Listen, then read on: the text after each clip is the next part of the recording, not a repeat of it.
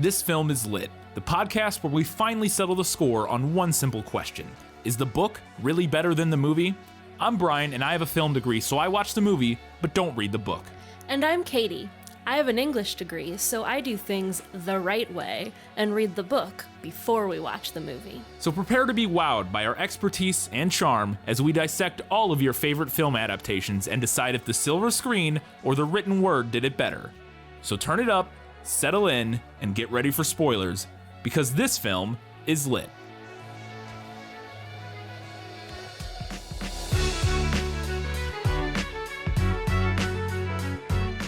My pain is constant and sharp, and I do not hope for a better world for anyone.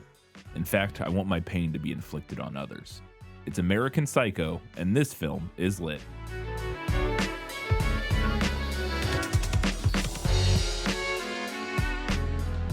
Hello, and welcome back to This Film is Lit, the podcast where we talk about movies that are based on books. It's been a little while, but we're back. Sorry for the delay on this episode. Lots going on. I was in a wedding. Yeah. We were out of town. You know, that kind of thing. So, we are back, and we should be getting back to schedule, hopefully, with some slightly shorter and easier books. Mm-hmm. Our last two books, both of ours were, lengthy and somewhat arduous to get through, so... That will not be the issue going forward, but we do have so much to talk about on this episode about American Psycho. So first, if you have not read or watched American Psycho, we're going to give you a brief summary in Let Me Sum Up. Let me explain. No, there is too much. Let me sum up. This is a summary of the film sourced from Wikipedia. In 1987, New York City investment banker Patrick Bateman leads a double life, meticulously maintaining a polished social facade while harboring dark impulses.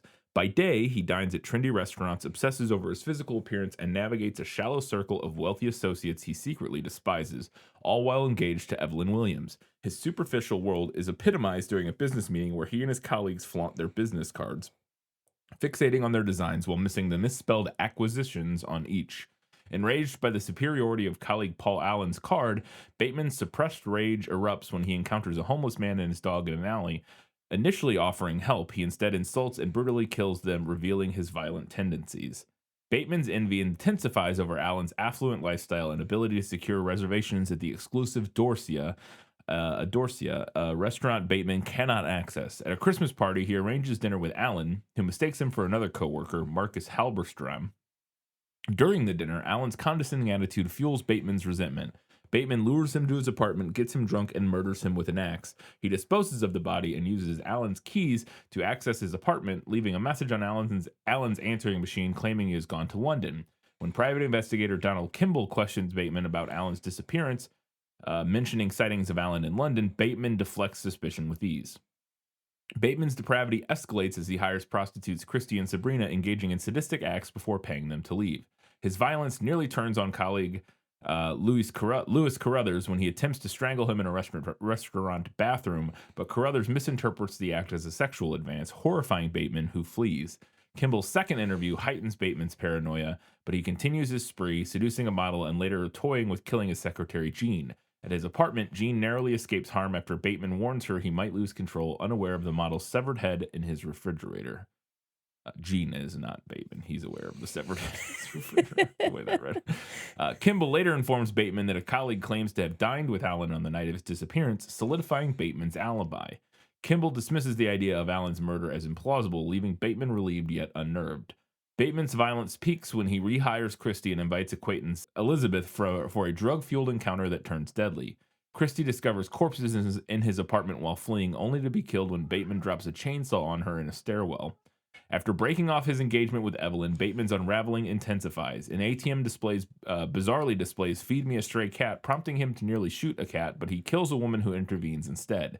Fleeing from police, he shoots an officer and inexplicably blows up a patrol car and kills more innocents before hiding in his office building.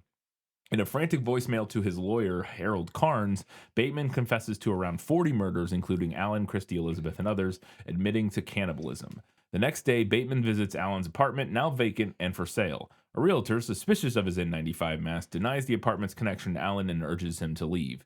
Jean, alarmed by Bateman's disturbed state, finds his journal filled with graphic sketches of murder. At lunch, Carnes mistakes Bateman for someone else, laughs off the confession, and claims he recently dined with Alan in London, undermining Bateman's reality. As his friends discuss dinner reservations and muse about Ronald Reagan's persona, Bateman, uncertain if his crimes were real or imagined, narrates his unrelenting pain and desire to inflict it on others.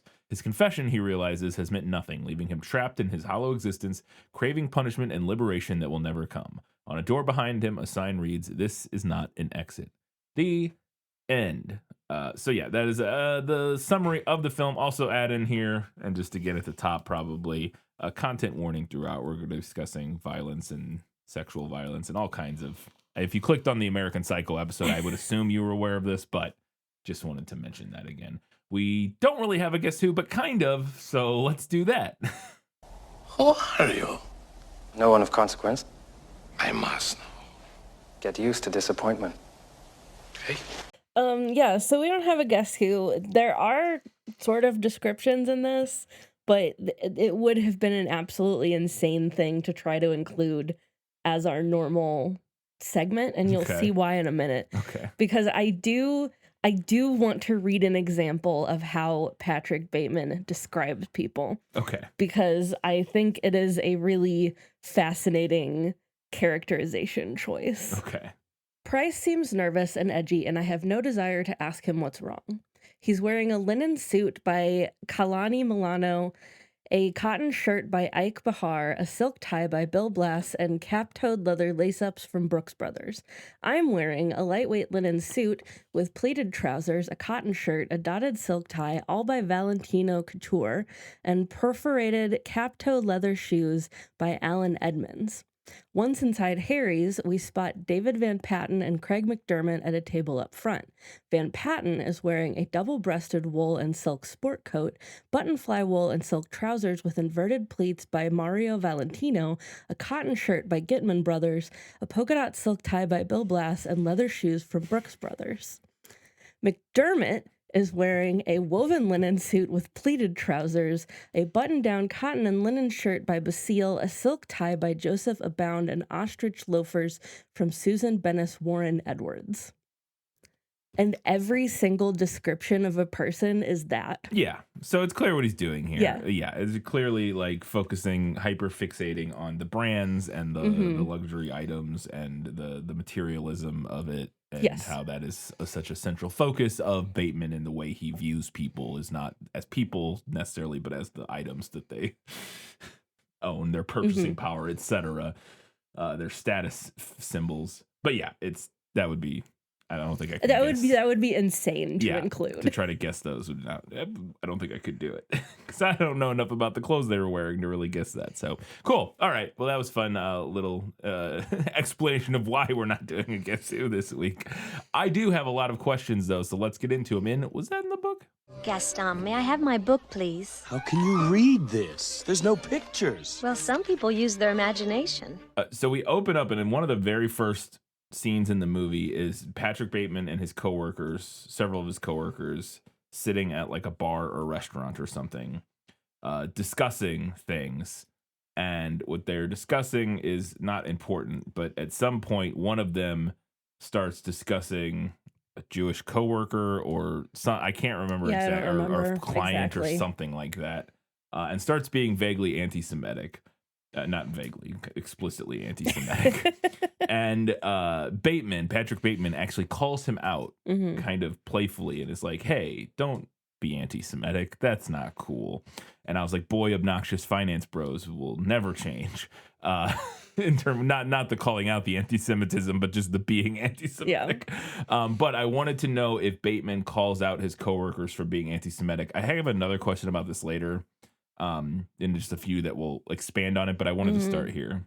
Yeah, this actually is from the book. Okay, interesting. And again, we'll talk more about this because I have a broader question about it here in a second. We'll kind of get into the why and what's going on there shortly. My next question is, do we find out about him having like psychotic murderous thoughts very early in the story? Because in the film, like within a few minutes of the film starting, they go to a bar or a club or something that night, and the bartender like asks for order or something, and then I don't remember what happens, but he gets upset at her, and he looks in the mirror behind the bar, and we see him say like, "I'll fucking kill you," like Yeah. like have this like violent fantasy, and it's like very very immediate. And I wanted to know if there was as little pretense in the book about like what Bateman's deal was. Um, yes and no. It's the scene with the bartender is pretty close to the book, and it does happen fairly early on. Yeah. The sections of voiceover from the beginning of the movie where he talks about how he's like an empty void inside. Yeah. Those are actually largely from the end of the book. Okay. And I wasn't a huge fan of the movie front loading those thoughts. I thought they were more impactful at the end when he's like being more honest with himself Yeah. and the reader. I don't know. I'm kind of 6 of 1 on it. I but could see why the movie may have chosen to done that, because it wanted to be very explicit about what kind of person Patrick Bateman was, and I think the movie really was trying its best to make sure that people didn't incorrectly like him. You know what I mean? Right. Like, I think maybe the movie wanted to be very explicit that like this guy's life sucks and is meaningless from the jump, so that like just to make, because the whole movie plays out as a a black comedy and a satire. I think they maybe potentially just really wanted to like try to head that off at the beginning of like, making it clear to the audience, don't root for this guy, he sucks. You know what I mean? I mean, maybe I don't know. I think that's also clear at the beginning of the book, that like he sucks and his life sucks. Yeah. I have a note about this a little bit later, but like literally like 30 pages into this book, I made a note in my reading notes that was like, honestly, if I had to live my life this way every single day, I might also be psychotic. Yeah. Because it was just like so awful. Yeah. I would say, though, that the build up to, like, I think it's obvious that he's not a great guy and that there's something very off about him is very clear from the get-go in the book. But the build up to his like violent tendencies, I think, is slower in the book. Okay. So then the next morning after that night out clubbing, we see his morning routine, which we go into pretty great detail in the movie. He has a very involved, obnoxious influencer morning routine. Yes. That there was recently kind of memes and discussions about this, about when some of the like TikTok influencers morning routines was posted, and everybody's like, oh, you know that you weren't supposed to model your life after Patrick Bateman, right? You know that wasn't like aspirational. But he does have like the stereotypical modern TikTok influencer crypto bro routine, and I wanted to know if that came from the book. Honestly, I would say it's like even more obnoxious in the book. Yeah. The movie, I mean, there's a lot in the movie. There's a lot in the movie, still, but I think the movie like shortens it, because he really in the book like washes his face like 8 different ways, and there's a huge section about all of the products that he puts in his hair and how worried he is about his hair thinning. Also, the bit about, he says this in the movie, he also says it in the book, the bit about alcohol-based products making your skin look older, because you want to talk about something that ages you. An overly intense skincare routine that's constantly stripping your skin and irritating its protective barriers. It's one of those things ages you. Every time I see those kind of like the stuff he's doing in the movie where he's doing like a chemical peel every day. Yeah. I'm like, that cannot be good for your skin. No, it's like, not. It just truly cannot be. Like, I get that there's probably some middle ground of, daily maintenance, skin maintenance, but it cannot be like all of the shit he's doing, which is, again, I think intentional. Like, it's this overconsumption, the movie is critiquing this, obviously. Yeah, the overconsumption and the over obsession with looking good and with looking youthful and worrying that you're not looking youthful. And that actually, the lengths you're going to do that actually ends up being detrimental to your goals. Absolutely. In the same way that guy, that one weird tech bro who's like doing blood infusions of like his son's blood, or what? You remember that weird guy? Yeah, I remember that. That guy who like everybody's like, found out like, wait, this dude's like 38. He looks 60. Like Mhm. it made him look older than like all this weird shit he was doing actually aged him more than just, being a normal person would have. Yeah. So I touched on this, and this is me getting back to this question where Bateman called out one of his coworkers for being anti-Semitic in the beginning, and now we go to another dinner scene, and this is at the place with the Braille menu. It's not Yeah. Braille. He says it's Braille. It's just cut out letters, but Yeah, whatever. they're like raised or whatever. But they're at this dinner, and it's him and one of his coworkers, Lewis, I think, and then they're like girlfriends or whatever, and maybe a couple other people. But they start discussing politics or whatever, and Bateman goes off on this big, long, clearly rehearsed Yeah. screed about all of the ways he would change the world and how the world should be better. Everything that needs to be done Yes. in order to improve And the world. a lot of it is fairly progressive. Yeah. Like it's like, we need to end apartheid and push for racial equality and but there is some other weird stuff because he mixes that with like and get back to traditional values, which is like more conservative. You know what I mean? It's like it's kind of a hodgepodge, but on the whole, it's largely a fairly progressive. Yeah. Laundry list of things. And I wanted to know, and he does this, he espouses these views in front of his friends and in front of people in public when it's very clear that he doesn't care about any of this shit, that these are just the opinions he thinks he should be saying out loud to people. And I wanted to know if that came from the book, because boy, there's a lot of layers to this particular thing. So this scene is from the book. I think they might be in the car when he does it in the book and not in the restaurant, but yeah, sure, whatever. Whatever. But it is from the book. I'm still kind of trying to work out exactly what we're supposed to take away from it, because I think I know how he clearly doesn't believe those things. Clearly. And the thing we talked about earlier where he calls out his coworker, friend, whatever, auntie. I hesitate to even refer to any of these people as his friends because they're not his friends. Coworkers, yeah. But with that, when he calls out the anti-Semitism, I felt like the interpretation of that was that he can kind of recognize that something is wrong when it's coming from another person, but not necessarily when it's coming from him.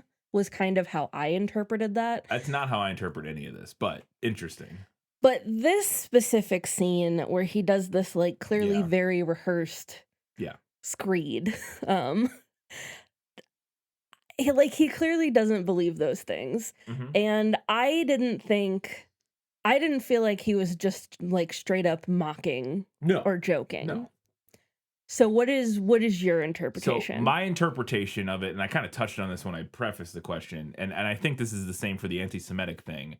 I think this is him saying what he thinks he should say. He knows these ideas are what educated people in New York City say. These are the publicly accepted But I don't think any of his friends agree with those things either. No, I don't think they do. No. But it's not that they, deep down, they don't. So this is the thing. I think this is where the switch, and this is what the layers I was talking about. I think this is written in the 80s, where the idea of being, or not in the 80s, this is written about in the 90s, about the 80s, whatever. I think this is written in a time period where espousing these kind of views, even if you don't hold them, was seen as a good thing. This is we've got the political landscape and climate has become so fucked that now everybody just says the evil, awful shit they believe. True. That didn't used to be the case as much.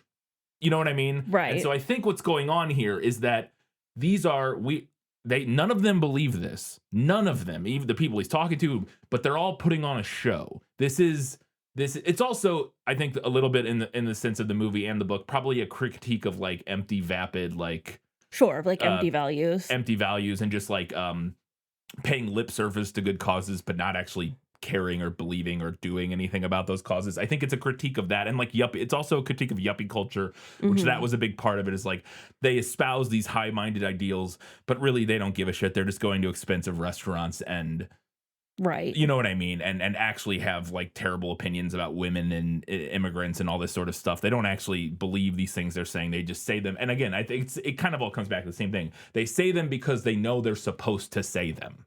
This is what smart, forward-thinking, educated people in New York City talk about. They talk about how apartheid needs to be ended and we need to, push for equality and like, these kind of high-minded. They all read the Atlantic. You know what I mean? And like, it's that kind of thing. And I think it's critiquing that. And he's just doing that. He's playing that because all of this is, and I read something that like somebody, I don't know if it was Bateman himself of how he interpreted the character, was basically playing him as like an alien who is pretending to be human. Like that, like an alien got dropped on Earth and like onto Wall Street and like studied it and is now trying to blend in. Like that is what's going on here. And so he just goes on this big speech about like all of these things because that's what these people say. That's what you should say. And that's what's like, that's what you get applauded for at dinner parties for saying things like that. And so that's why he does it. That's my interpretation of it. But it's all empty. It doesn't mean anything. They're actually horrible people. And it's not, I don't think it's at all critiquing those ideas that he espouses. It's critiquing him as the type of person and these kind of people. And again, it's very interesting now looking through it in modern lens and modern landscape because now people they don't even pretend anymore. Yeah. You know what I mean? Like these finance bros don't even have to pretend anymore. Now they just go, we saw this change happen. Elon Musk used to vaguely espouse somewhat progressive idea. You know what I mean? Like, a lot of those tech bros used to somewhat espouse, populist-y, liberal, progressive-ish values, kind of. But then they realize they don't have to anymore because there's, the deterioration of our political landscape has made it. So, like, I think it is interesting, but I think that's what's going on there. Anyways, I was sorry. Sorry, you were reading the whole time. I was listening to you, but I was looking in my reading notes and I was trying to find where that was in the book so that I could look and see what his friends said. Because I don't, I don't remember what they said in the movie. I don't think they really responded. I don't think they did. Or they might have been like, "Oh, of course," I think they Okay, so he gives his whole spiel. I finish my drink. The table sits facing me in total silence. Courtney's smiling and seems pleased. Timothy just shakes his head in bemused disbelief. Evelyn is completely mystified by the turn the conversation has taken, and she stands unsteadily and asks if anyone would like dessert. Yeah, I don't know. That was how I read it in the movie, at least. I don't know for sure, because I don't remember the reaction in the thing. And maybe it's not even that they all would espouse those things. I think it's more so like Patrick Bateman specifically, like I said, is just playing a character that he thinks that makes sense. That he maybe doesn't even aspire to, but just like thinks is what a person like him should be like, or something like that. All right, so my next question is Patrick Bateman gets home, and one of the things we see recurring throughout the movie is that when he's hanging out at home, he just constantly has hardcore pornography playing on his television with the volume on in the background, even while he's like on phone calls and stuff. Again, very much the like alien, I don't know. Anyways, I wanted to know if that detail came from the book. I think the movie is able to kind of elevate that where we can just see it in the background all the time. But the references to him watching porn are constant in the book. And it is constantly of an increasingly upsetting nature. Sweet.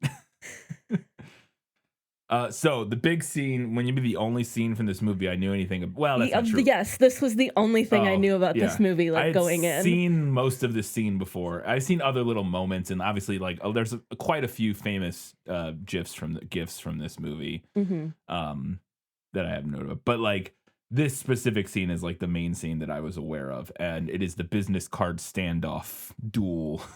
And I wanted to know if it came from the movie or it came from the book, because Bale's performance in this scene is fantastic. It's incredible. There's a reason this scene is so well known. It's because it's just and it's the way it's shot and just everything about it. But I want to know if the business card standoff came from the book, but also these specific details.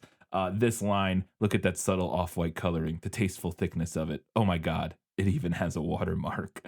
And then the other detail that I noticed, which is that every single one of them is vice president. Yeah. So the business card standoff is from the book, and the movie's version is pretty close to the book. That specific line, I think the only thing that the movie added is the part about the watermark. Okay. But I do think that the movie elevated it in a couple of ways. The overall way being the way that the scene is shot and edited was really great. We got a lot of these like close up, like wide angle close ups of like, and like Bale's face where he's just like sweating and like clenching his jaw, and like just, the sound treatment is great. The sound effects where every time they pull it out, it's like you get a sword being unsheathed sound effect is literally, I think I literally looked it up and that's what they used for it.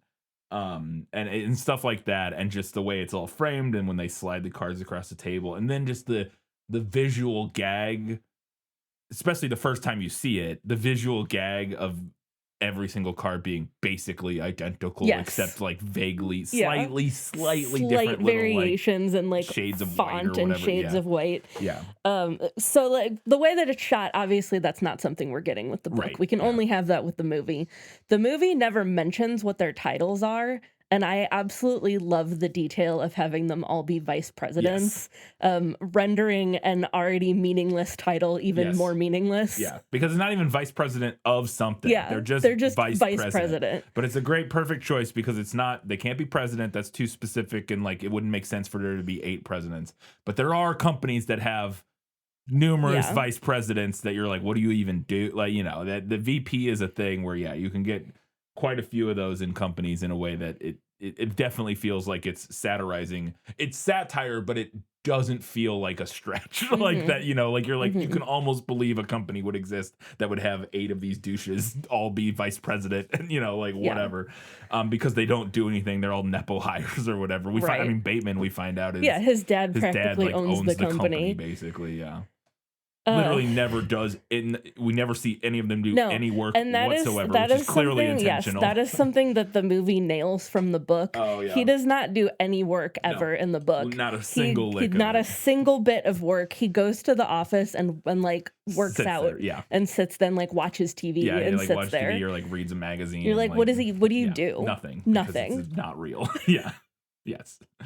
The other detail that the movie added, which you mentioned in the it was summary. Mentioned in the summary. I did not notice this while watching the movie. But I went back and like looked at screenshots to verify this and make sure it wasn't like an incorrect thing somebody added to Wikipedia. But acquisitions is misspelled on all of the cards. They all leave out the C in acquisitions. Yeah, because they all work in mergers and acquisitions, which is another amazingly vague. But you know exactly what it is. Well, it's because it's all just pushing money around. It's buying companies, selling companies. That's what mergers and acquisitions. You know, they're just moving money around in meaningless ways.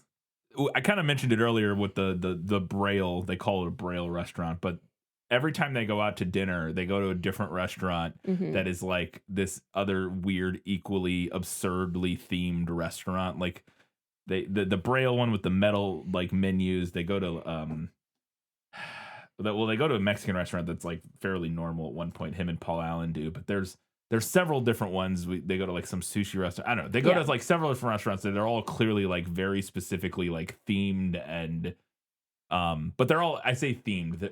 You might think of like a not a Chili's, but like a.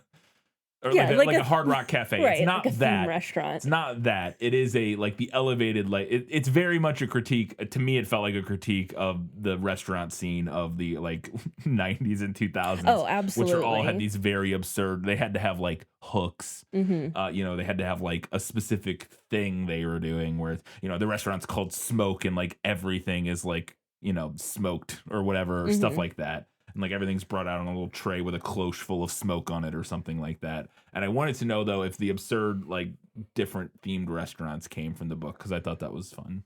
Yeah, I don't know that I would call them like themed in the book in the same way that we see in the movie. Yeah.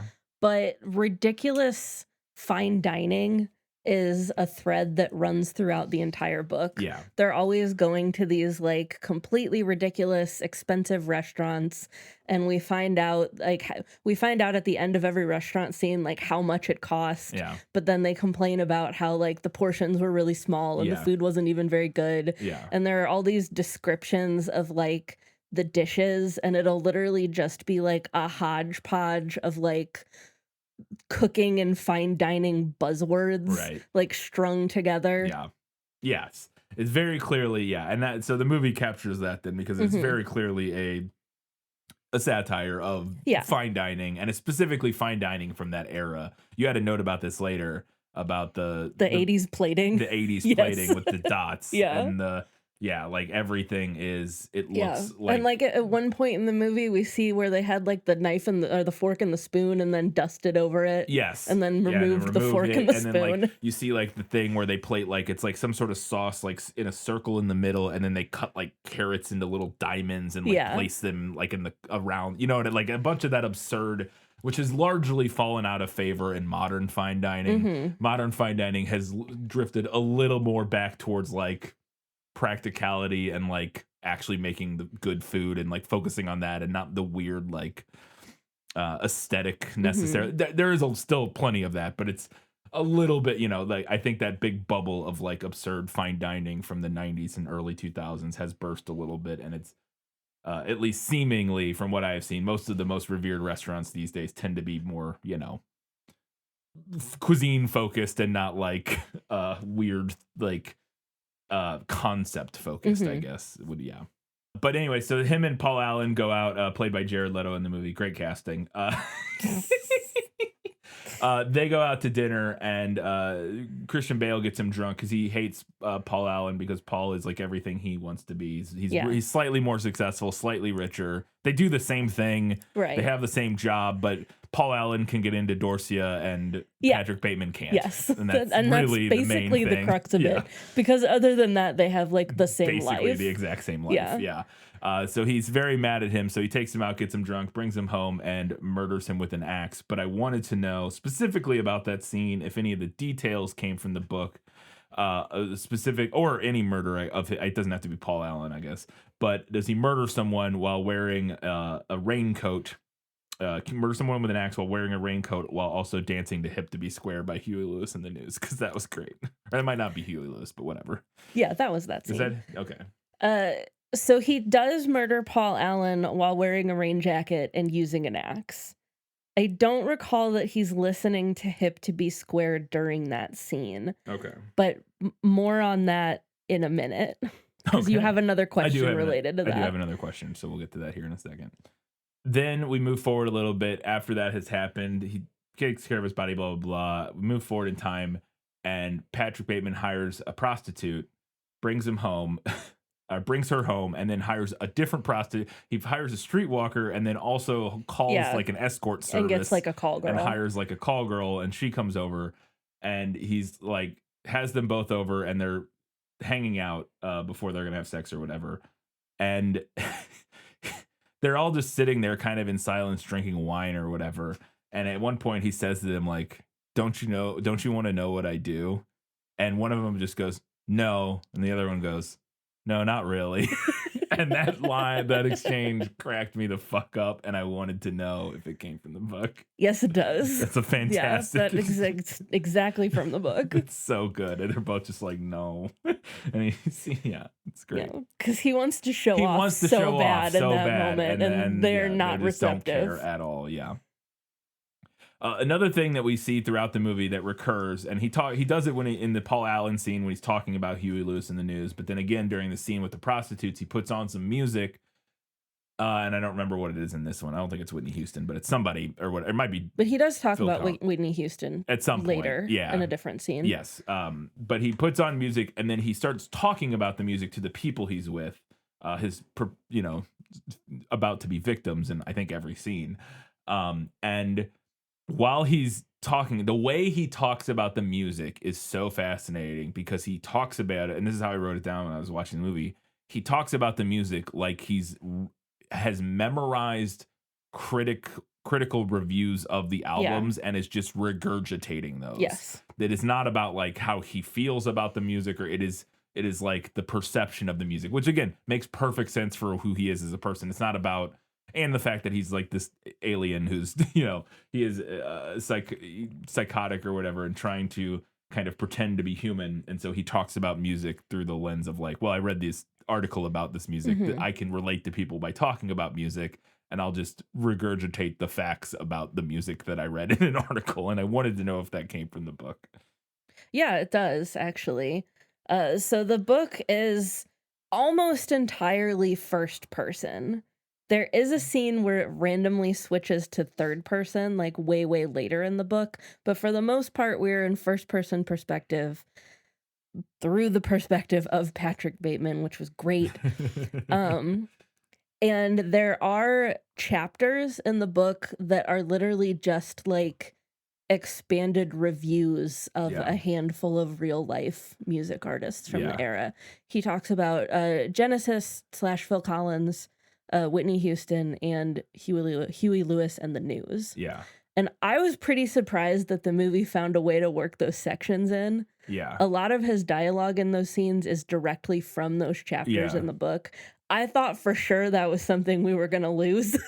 I think it's brilliant. Yeah. I think it's brilliant because it's interesting because as you describe it what you're talking about in the book almost feels to me like while reading the book, it would be hard to know. It almost feels like he is writing those reviews. Yeah. Is how it would read in the book. Yes. Whereas in the movie, it 100% reads to me like he read that review somewhere in, some magazine and is now repeating it verbatim back because he memorized it. And it actually goes back to the whole thing, like kind of my point earlier of how I read the political commentary scenes about, or like where he's like espousing like progressive political ideas. It feels very similar to me. It's not that he actually believes or cares any of the stuff he's saying. This is just like, this is how humans converse. This is what I should be saying. Humans talk about music. Normal people talk about music. I will talk about music, but he can't actually talk about music in a way like a normal person about like what they like about it or like what. So he just spouts facts that he read in a magazine 6 months ago. You know what I mean? But is what, like I said, so it's almost like I think the movie kind of elevates that and makes it even more clear that it's like not his, because it'd be one thing if it was clear like these are his actual opinions about the music and like he is like writing reviews about the music or something like that, but that is not at all how it comes across in the movie to me. Like I mean, I think you could read it that way. Yeah. In the book, that even if we're supposed to think that like, oh, this is something he has come up with himself, Yeah. it's still very much in the vein of like a critical review. Yes, and not like engaging with with it, not thinking about like the themes or the emotions. It's a very like fact-based like in 1985 so and so released this album and it had 2 top hits and da showing that it was very popular. It's all about the it's music as a commodity. Yes, exactly. And as the same way everything is. And not as something to emotionally relate to. Which is the same thing with the politics. It's politics as commodity, not as something that he genuinely relates to. He espouses political views as a form of social, what he thinks is like social commodity, like will give him social influence or like will make him look better in the eyes of other people or whatever, but it's not actually anything genuine. It's all fake. Yeah. Because again, that's the whole point of the entire thing. Very clearly in the movie is that this is all fake bullshit that he is trapped in because that's what happens when you engage in fake bullshit. You become it. You are it. Yeah.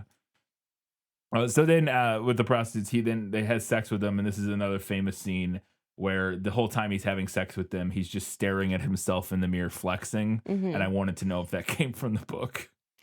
I don't recall a description of him doing this during a sex scene, but he does look at his reflection a lot in the book. So I think this is a very worthy addition. Yeah, no, I mean, it totally tracks. Totally get it. There's another fun exchange. I think it's between him and a coworker, maybe like they're at a bar or restaurant. I think this might be. This is him and the boys. Yeah, when they're at like I think it's right before the scene where he goes to like strangle Lewis and then Lewis I think comes you're on right. him, I think potentially. But they're having a conversation about something, and for some reason, Patrick Bateman brings up Ed Gein. Yes. And he goes, and he's like, "Oh, Ed Gein, this, that, and the other." And then his coworker goes, "Ed Gein, the maitre d' at some restaurant, and Patrick Bateman is like, no. And I wanted to know if that came from the book because that was funny. Yeah, that exchange is directly from the book. That's fantastic. Then we see Patrick Bateman doing a crossword in every single spot. He has just filled in with the words, either the word meat or the word bone. It's just every single word. And it seems to fit, seems to work, which is another interesting detail about kind of what's going on with the narrative here and like how real any of all of this is, because it seems the meat and bone seems to work pretty well in all of them. And I wanted to know if that came from the book. Yes, it does. Okay, that's fun.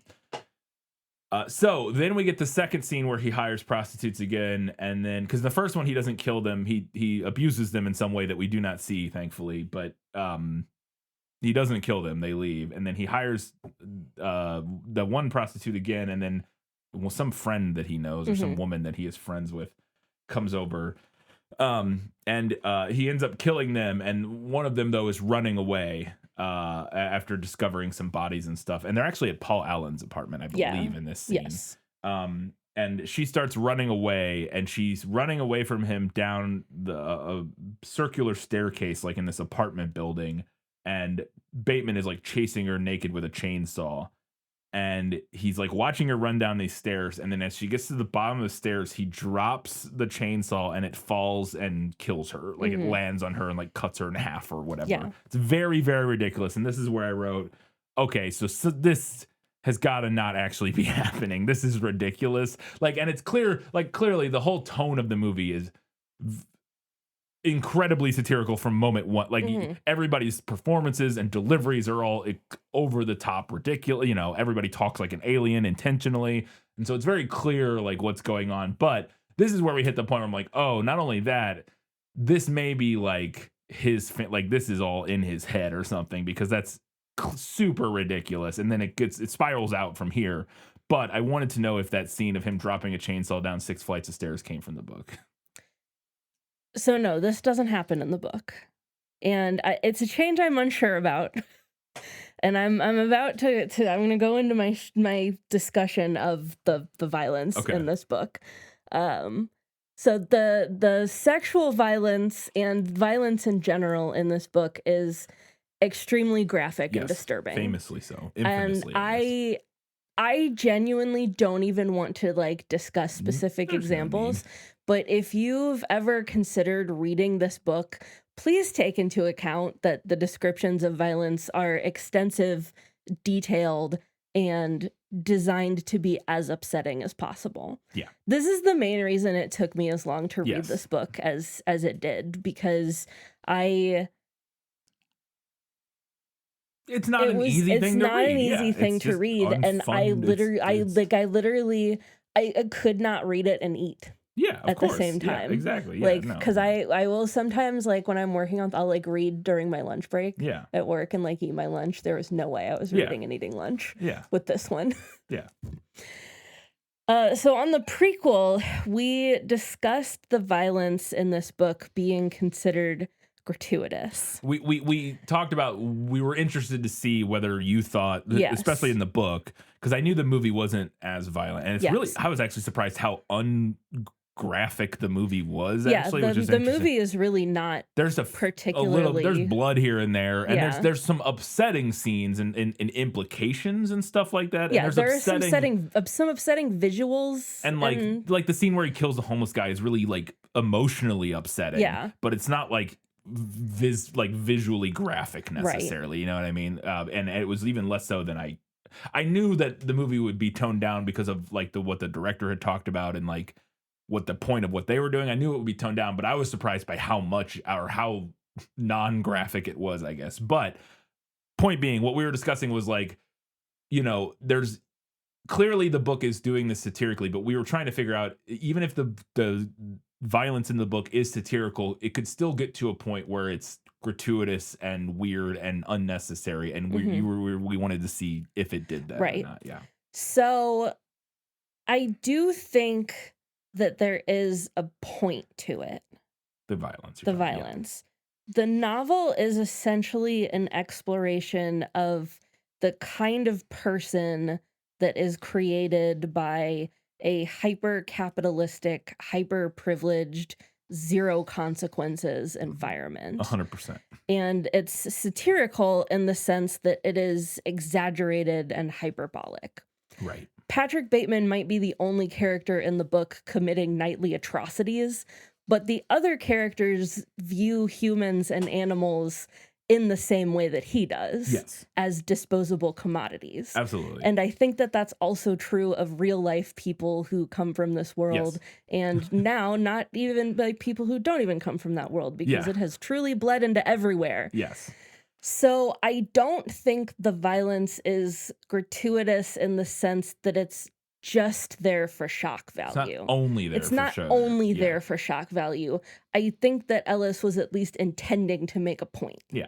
And it seems like he did, at least. Yes, yeah.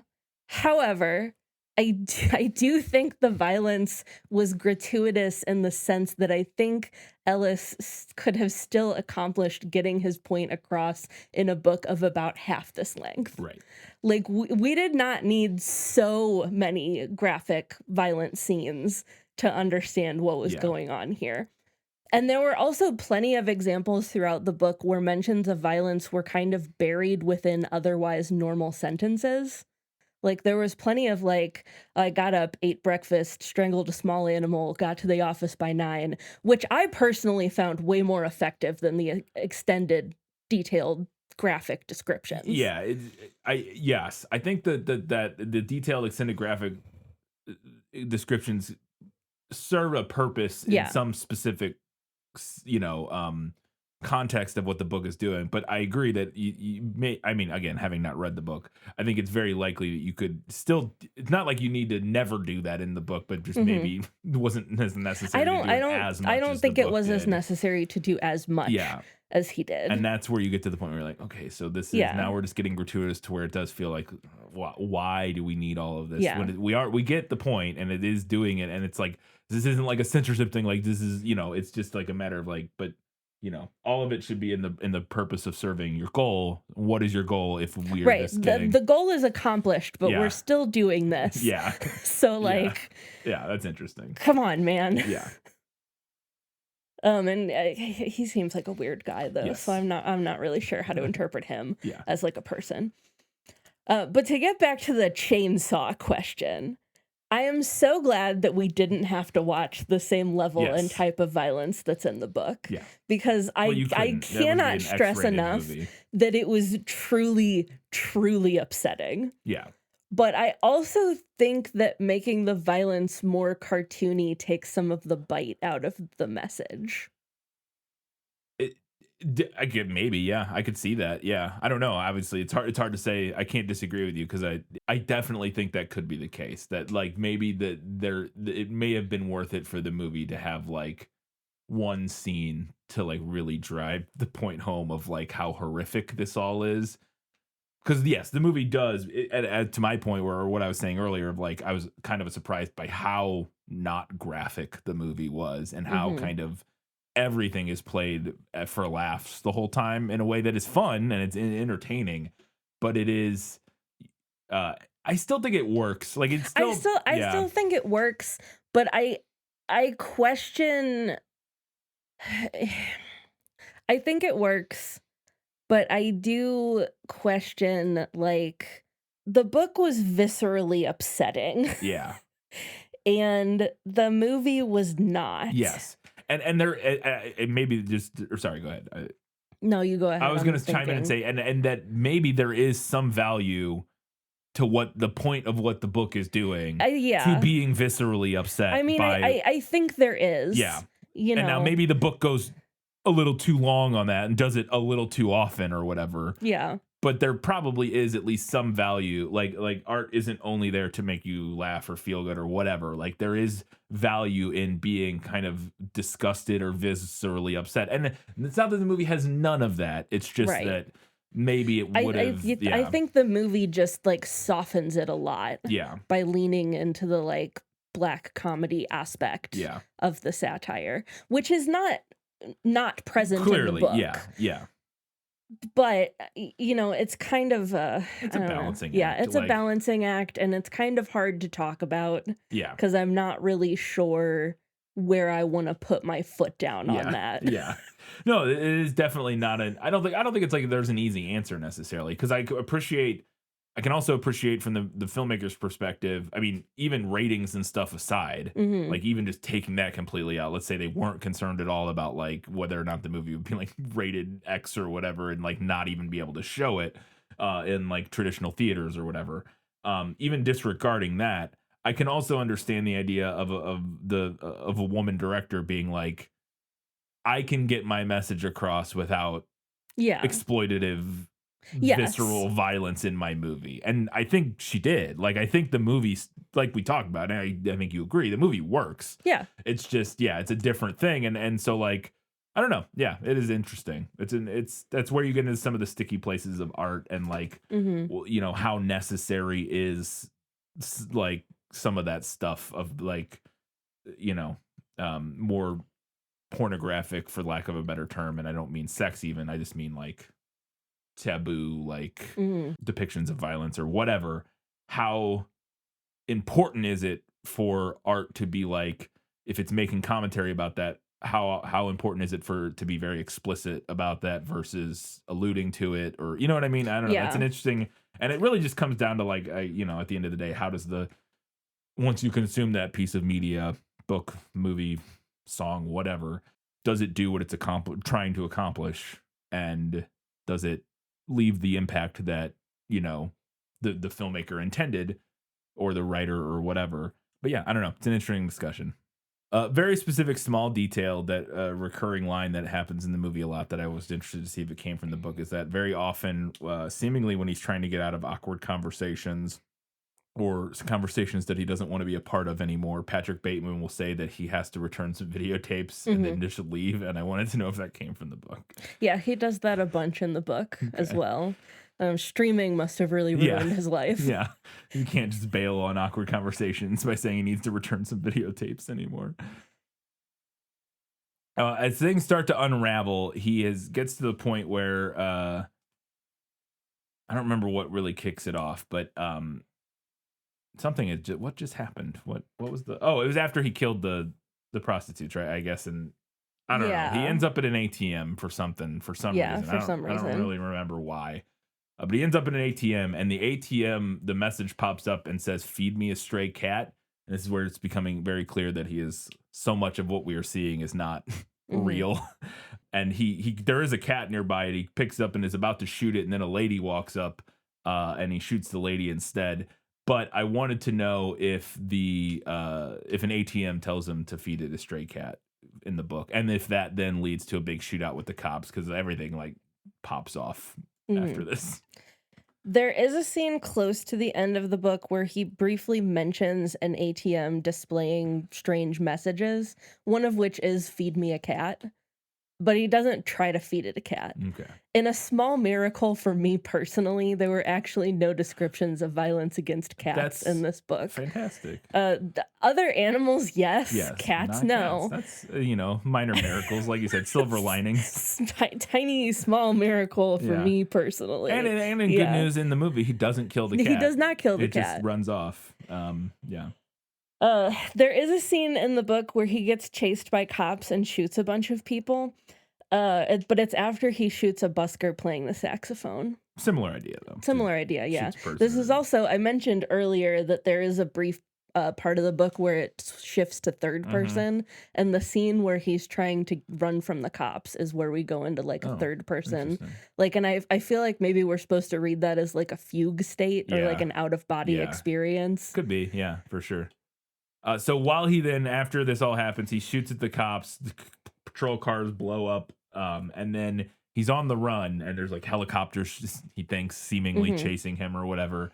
But he's trying to get to his office, and he like runs into this one office building and is like looking around, and he like shoots the security guard, but then it's like the wrong building. So he runs out of that building into another building that is identical, and this is the correct building. And in the movie, I'm 100% certain that it's literally the same building both times. Yeah. I looked at the set very closely. I'm pretty sure he just runs right out of the one building and back into the same building, basically. Which is, I think, a fun idea. But I wanted to know if him getting like lost in this labyrinth of identical Wall Street corporate office buildings and unable to escape in a very meta thematic, kind of microcosm of what is going on with his life. I wanted to know if that came from the book. That does happen in the book, but obviously seeing the completely identical buildings makes it funnier and more impactful. Very good moment. I liked that a lot. I also liked the brief little moment, and there is a mention that something like this happens in the book where he gets stuck in the revolving door. Yes. And it's like running and he can't get out. Yeah. So then after he goes up, he leaves a big, long confession voicemail to his lawyer, who I think is like the lawyer for the company, it seems like, or something. Like he says my lawyer, but it seems like everybody at the company, like one of the legal people for the company. Howard Carnes or whatever his name is. He leaves this big long confession saying like, oh, I killed all these people, just got in a shootout with the cops, I've killed like 40 people, blah blah blah. Leaves that voicemail, and then the next day he's going to like clean up the crime scene or whatever at Paul's apartment. And he goes to Paul's apartment, but when he gets there, it's like empty and all cleaned out, and there's a real estate agent there showing it to a couple, and he's like looking around and everything's gone, and he's like, what the hell is going on? And I wanted to know if that came from the book. Yeah, that plays out almost identically. Is the real estate agent equally like weird? Because in the movie she's very like, yeah, she is. Like it's like it seems like she knows, and this I think plays into what happens with the lawyer here in the next scene, is the idea of like we're not supposed to know if they're like in on it, or if he's just crazy, right? And which we'll talk with. I like that's definitely the case with the lawyer here. With the real estate agent, it's a little bit different, but it's a similar idea. But because then immediately after that, he leaves there, he goes to a restaurant where a bunch of like the people from work are hanging out watching a Ronald Reagan speech. And he runs into the lawyer there, Carnes, and he's talking to the lawyer, and he's like, oh, and the lawyer mistakes him for some other guy that works at the company. And he starts like kind of actually like joking about how Bateman left this insane, like made up voicemail. He says that because Bateman says something to him like, oh, didn't you get my message? Yes, and he's like, message? Well, yeah, but it was a great joke, but like nobody would believe that Bateman would do that. Yeah, like implying that it was this other guy pretending to be Bateman. Yeah, leaving this confession, but that it. Yeah, and then he's like, "No, I am Patrick Bateman. I am Patrick Bateman. Don't you know who I am?" Yeah, and I killed Paul Owen. Yeah, and all these other people. And then the lawyer goes, well, that's not possible. I just had lunch with Paul Allen in London like a week ago or whatever. And so he's not dead. And I wanted to know if that exchange came from the book, because this is, and I was just alluding to this, I love that you're not supposed to be sure, and this is how the movie ends. Is Bateman insane and none of this actually happened? It's all in his head. Or is the lawyer in on it, covering for him, because these kind of guys don't get in trouble for anything? And you can read it either way. And I think you're supposed to read it both, kind of. Anyways, we'll get to it. But yeah, I want to know, does it come from the book? Yes, it does. This scene and the apartment scene are the big culminations of realizing that we actually have no idea what really happened in the book. Yeah. At all. Was any of it real? Was some of it real? Is Bateman insane, or is it commentary on how these kinds of people never face consequences for their actions? Yeah. And I have read some unreliable narration before. We've covered some stuff on this podcast with unreliable narrators. With the same author, obviously, with the Fight Club. Yeah. No, that's not the same author. Bret Easton Ellis didn't write Fight Club? Is that not Chuck Palahniuk? Oh, it's Chuck Palahniuk. I always get them confused. Sorry, I get them confused in my head for whatever reason. I don't know why. I mean, it's a very similar kind of story. I think I always get those confused. I always think they're the same person. Yeah. No, but I have read some unreliable narration before. This one blew him out of the water.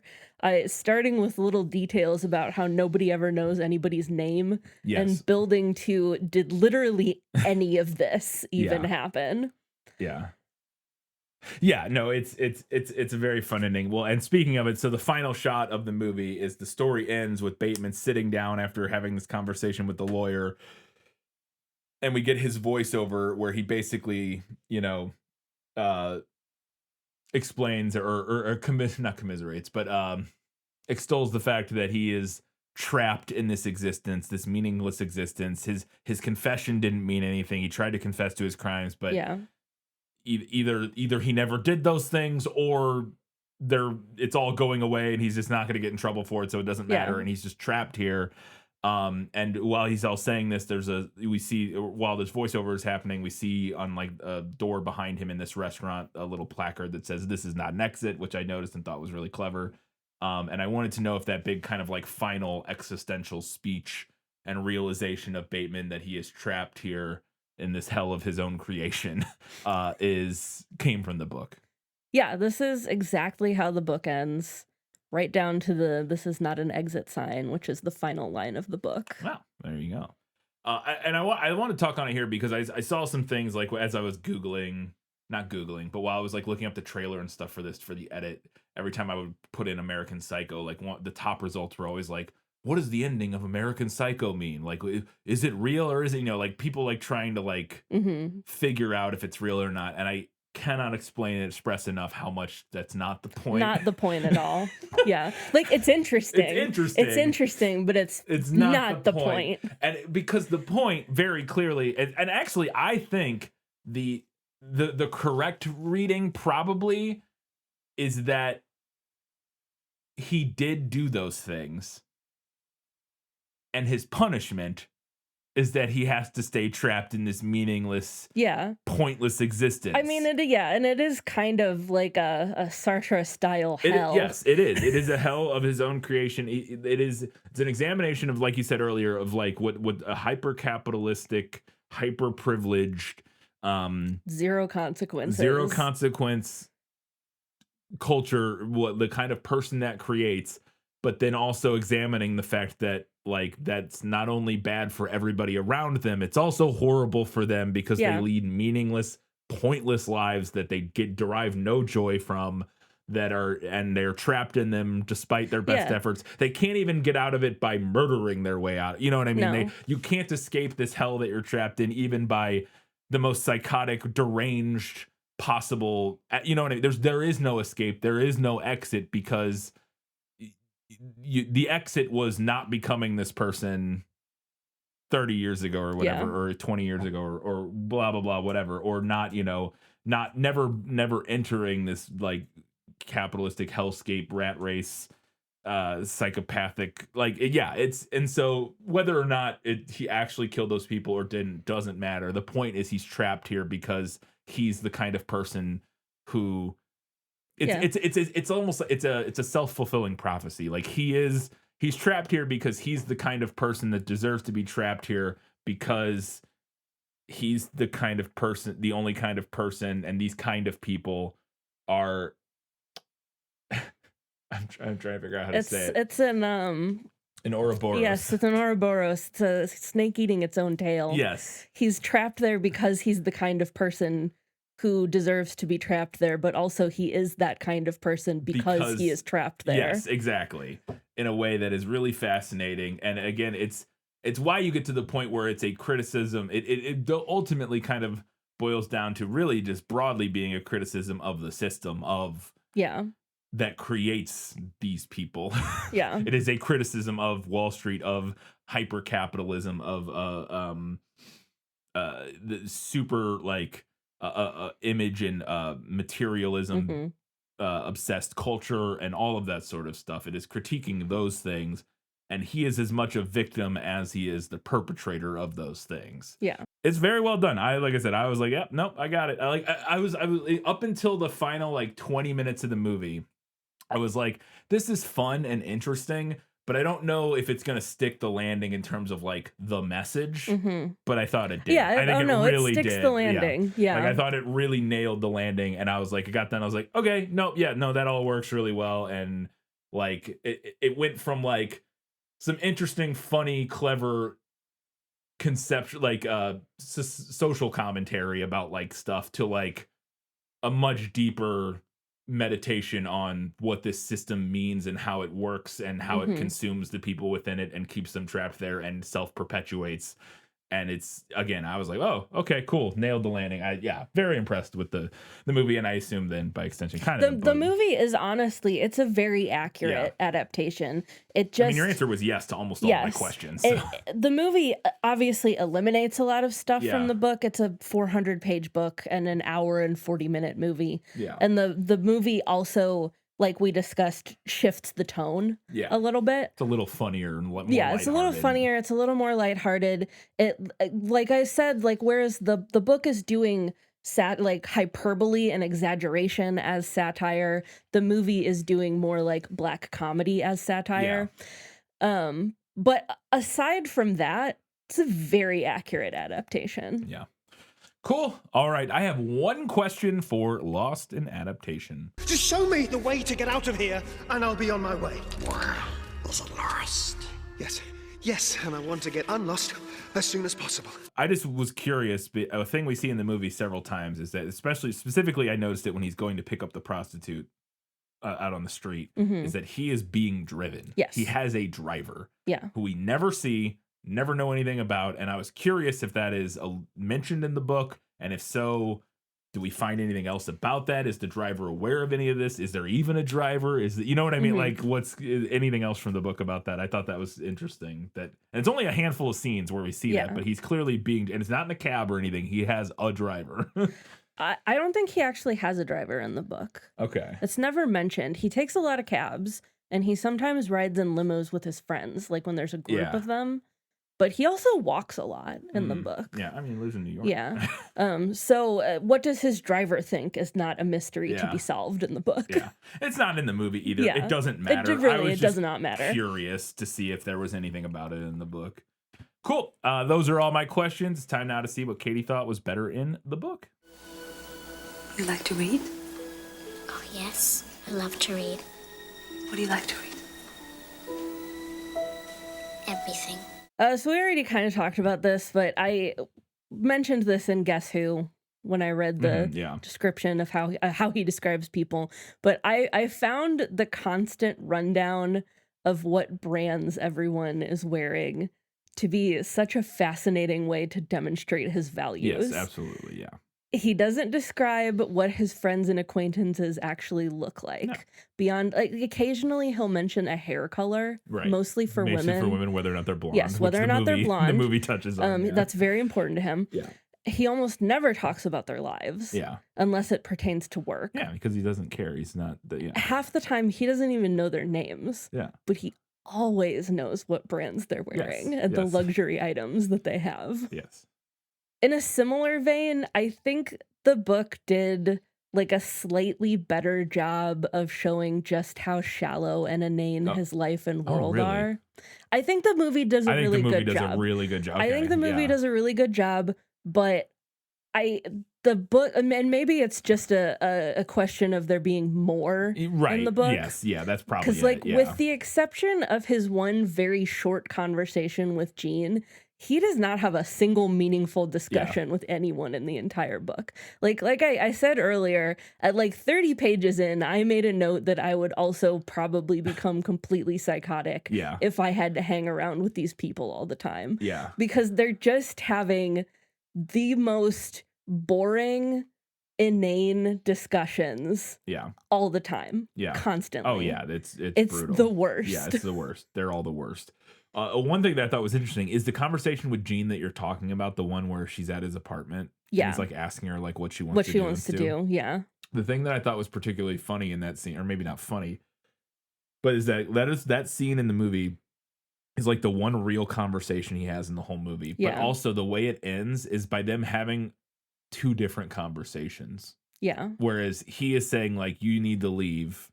And he's like, oh, you need to leave because I don't want to hurt you. And she assumes what he's talking about is like emotionally. Yeah, like a romantic hurt. Yes, like, oh, we'll end up together, but then I'll have to break up. You know, like he'll break her heart emotionally or whatever is like what she assumes that conversation is about, where he's actually talking about killing her. Mm-hmm. And so I thought it was funny that even in that scene where it's like the one real conversation he has in the entire movie, even that one, it's not Yeah. by the end of it, they're having two different No, conversations. and I do think like the movie heightens that scene. Yeah. Like in the book, he's not literally like walking behind her with the nail gun thinking about shooting her. Right. But I to be fair in the movie, we don't know if he actually is either. If That's true, that yeah. could be fancy, but yeah. But I would say that the conversation is pretty similar in the Yeah. book, and that like they're kind of having two different conversations, and that's still the closest he gets to a real conversation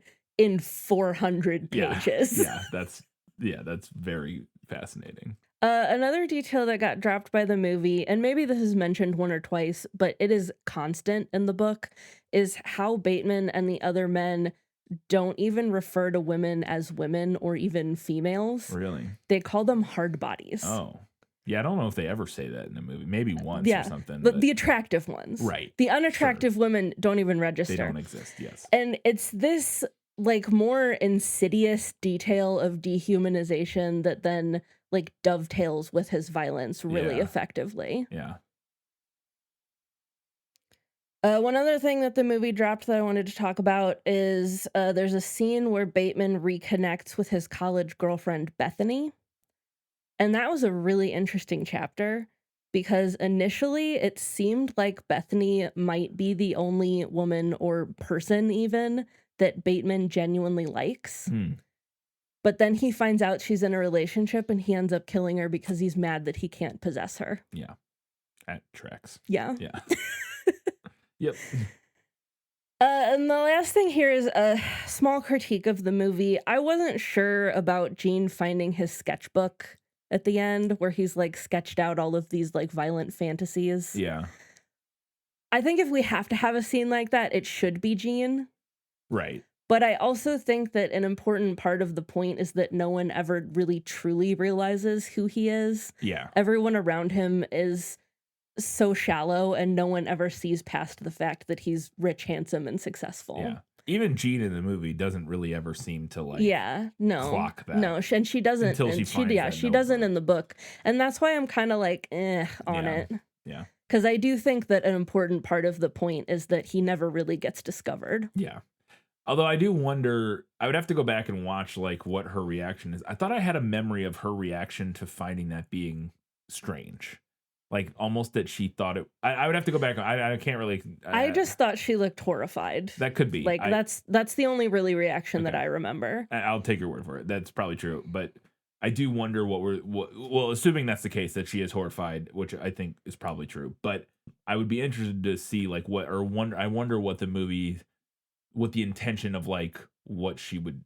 Yeah, I'm like, not, what, and like, I'm what not the- sure like yeah. what we're supposed to assume she happened does because of that. Yeah. after that. Like, does she just put it away and pretend she never saw it? Because maybe. I think that would work really well within the overall like message. Yeah. Or does she like quit her job? I or don't know. Yeah, that is interesting. I would be interested to know like what. Yeah, but happened I'm there, or not what the sure. movie like imagines. And I happened don't there. recall any implication or like anything that I felt like I was supposed to assume would happen after she because finds we don't it. see anything else. Yeah. That's all. I thought isn't that happening like concurrently with like his speech at the end, Yes. basically. So Yeah. the movie just ends like we never. And there's Yeah, not that really- would be something that like. I bet maybe like director's commentary or something. that Director's maybe- commentary, or what's the director's name? Mary Herron. Mary Herron. If you ever like listen to this Mary podcast, Herron, if you listen to our podcast, let us know. or like stumble upon this episode at some point, what just happened like there? let us know. Like, What's your what, headcanon? Yes, for, what is your headcanon for Jean? Yeah. After she finds the sketchbook. Yeah. All right, let's go ahead and talk about what Katie thought was better in the movie. My life has taught me one lesson, Hugo, and not the one I thought it would.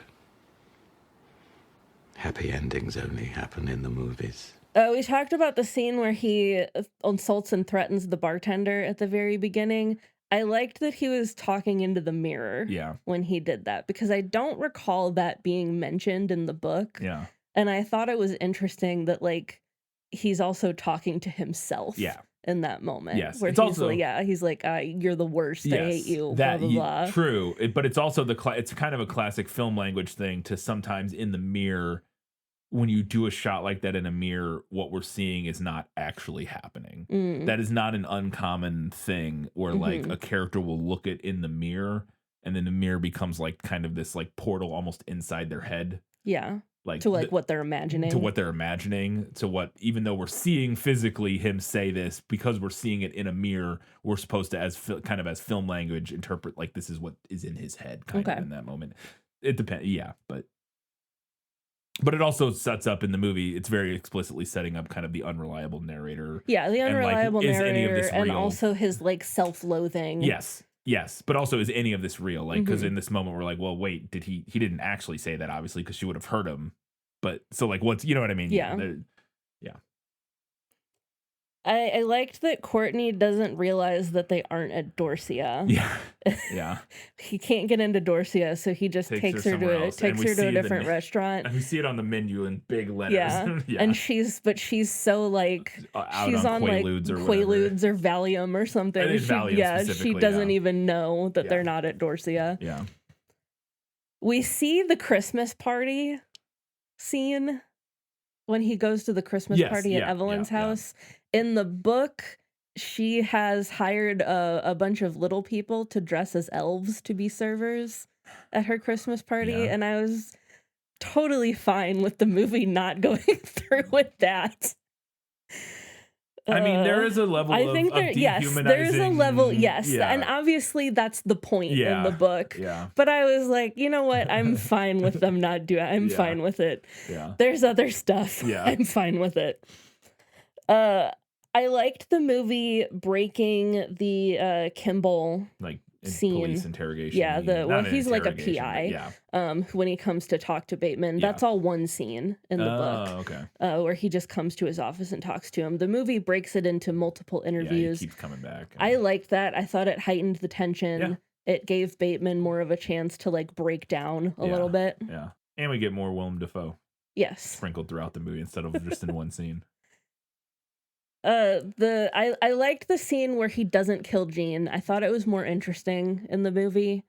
I also really liked the line, he gets out a roll of duct tape and she's like, "What's that?" And he goes, "Duct tape. I need it for taping something." Yeah. He can't even come up with a good excuse. Yeah. Can't even come up with a good lie. I liked that the movie shortened the breakup scene with Evelyn. A lot of it was accurate to the book, but the book kind of dragged it out, and I thought making it a little shorter was more effective.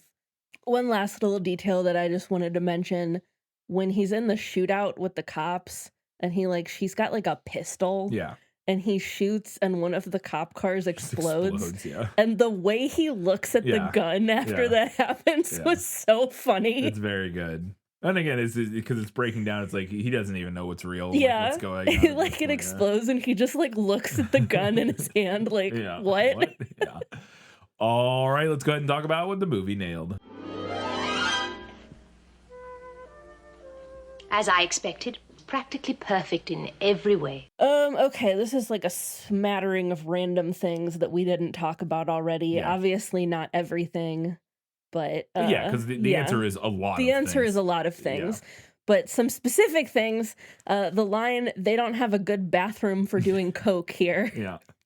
Bateman does tell Jean to wear skirts and high heels to the office. Yeah, that she's too pretty to wear pants. She's too pretty to wear pants. She's too pretty to dress like that. A small change that I did love, though, was that after they have their like date, and it doesn't like go anywhere, she goes back to wearing pants at the office. I didn't notice that. That's very good. When she finds the sketchbook, she's wearing like a pantsuit. I did not notice that. That's very good. Yeah.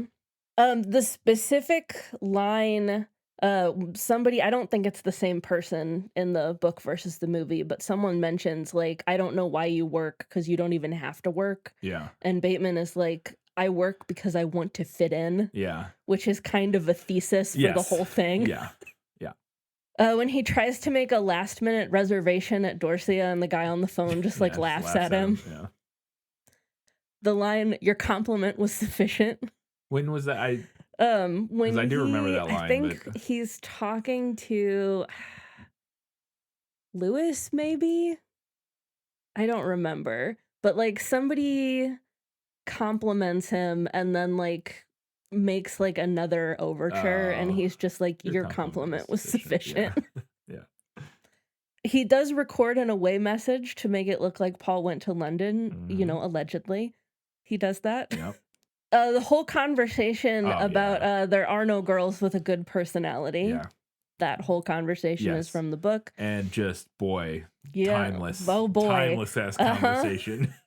Bateman does try to strangle Lewis, but then Lewis thinks he's coming on to him.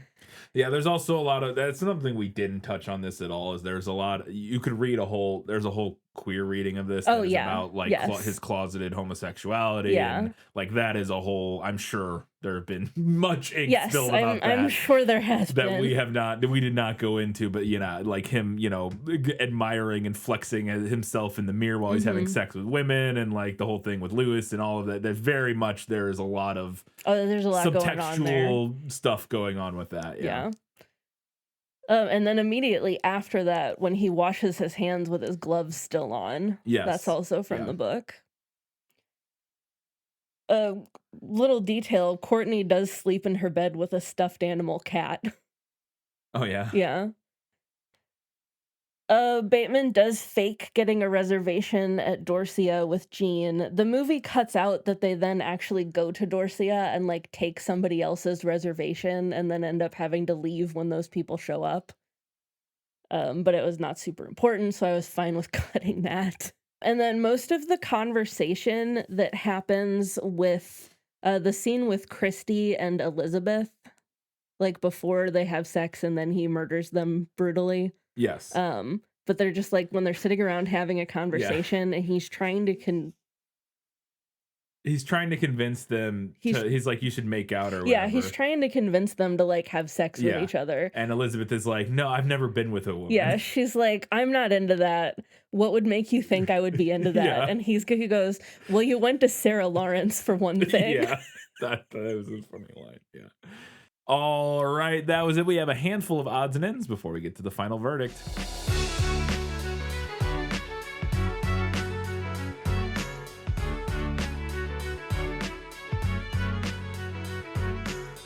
I was dying that the meme of Patrick Bateman, like that, like where he's like looking smug and then he like flicks something. I see that GIF everywhere, and it's like 5 seconds into it's like the opening shot of the movie almost, and I was just surprised it was that early. I had no idea there was voiceover narration in this movie. I didn't either. I was caught off guard. Yeah, I also had no idea that it had that voiceover, which I thought worked. I thought I thought it worked. I thought it was used sparingly enough that it didn't become an issue as voiceover sometimes. It didn't feel like a crutch. It just felt like absolutely.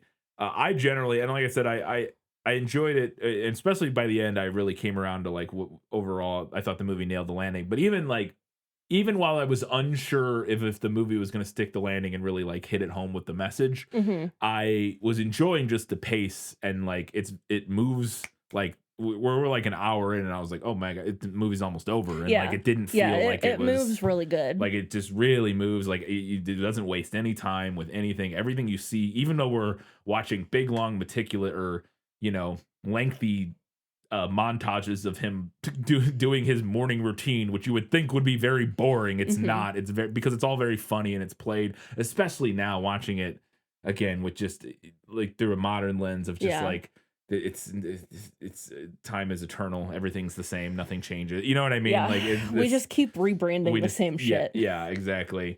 And I thought that was fascinating, but it's very funny. There are a lot of great jokes throughout, and it's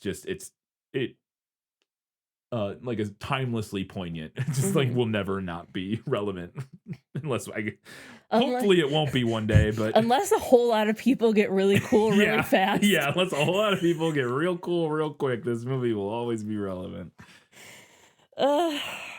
Speaking of his morning routine, I thought the way that the camera objectified him during that scene was a really fascinating, like, additional layer onto like the way that he objectifies everything. Oh, absolutely. Yeah. The camera work in this in general is just really good. It's really compellingly shot. It takes big swings, like not only thematically, but just the commitment to the bit of the whole thing. Like, it's a brave movie to like really be like, no, this is what we're doing. We're doing this. Like it remind. Oh, there was a movie we just watched.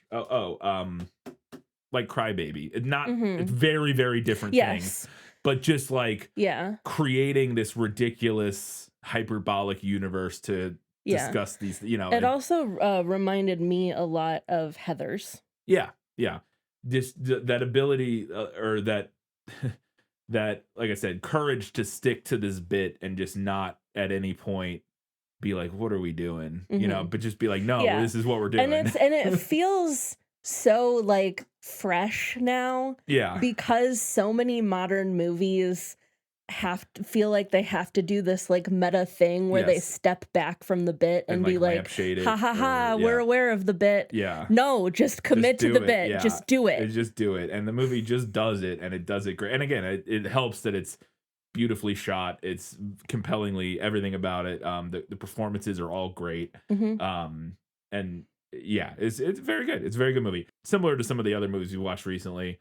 I think it was very, very good. I wouldn't say it's like an all-time classic. I don't know if it quite rises to that level in some ways. Primarily, it's just that there's elements of it that feel, once you get the joke and like what it's doing, it's not that it becomes repetitive or anything, but it's, I don't know. It didn't. I guess the way to say it is it didn't stick with me the way some movies do in terms of like really like, man, that was a masterpiece. But I do when we finished, I was like, that was really good. That was really well put together. Really enjoyed watching it, and I think it's saying really interesting things. It's just, I think maybe that's the other thing, is that it's not a super what it's saying is not super unique, especially anymore. Right. Like, it's at this point, like this same type of thing has been covered so many different ways that it's just another one of those kind of, but it's a very well done Yeah.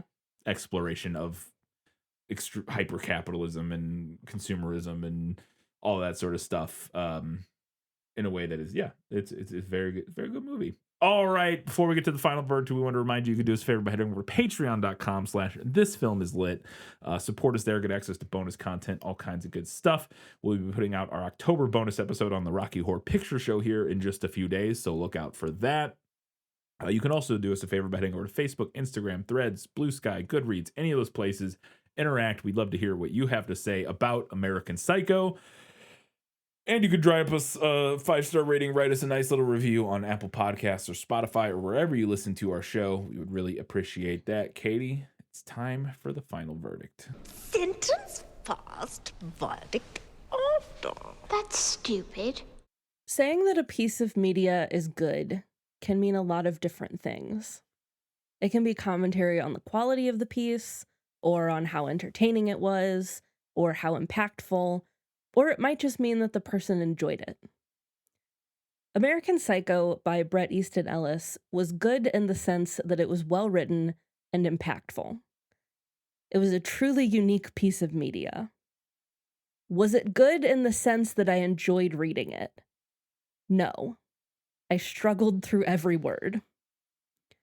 I did enjoy watching the movie, so it was good in that sense, as well as being well made and I think impactful.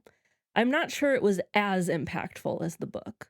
Both are satirical, but the book went all out doing social commentary.